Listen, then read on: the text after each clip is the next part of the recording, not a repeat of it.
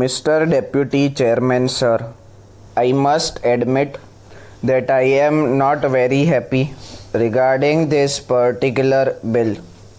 The Honorable Minister has told the House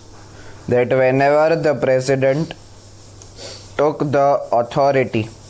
under Article 356 of the Constitution and whenever there was the President's proclamation, every time such a bill was brought forward before Parliament and Parliament approved that bill. It is true, but at the same time, it is also true that this kind of routine, which is now being followed from time to time, is creating a situation in which Parliament, which is given a very important function under Article 356 of the Constitution, is divesting itself of that function. In order to fully appreciate, sir, the significance of such a move, it is necessary to go into the history of this sort of powers that were conferred on Parliament by the Constitution in the past.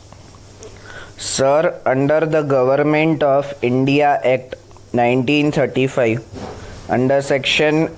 93, some such situation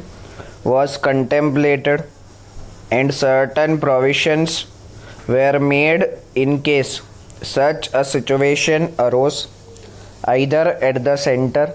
or in some of the provinces as they were called at that time. At that time, it was decided that the Governor General should have both the executive as well as the legislative power in his hands in case such a situation arose either at the center or in the provinces. Now the framers of the Constitution have not accepted that particular formula when our Constitution was framed and have definitely made a distinction between the executive power and the legislative power, and they have stated that as far as executive power is concerned, the President can straightaway take these powers into his hands through a proclamation, but as far as legislative powers are concerned, these powers vest in Parliament. The Constitution provides that Parliament in its turn might delegate these powers to the President or to some authority to be named by him. But obviously, when this distinction between the executive and the legislative power was made in the Constitution, it is reasonable to suppose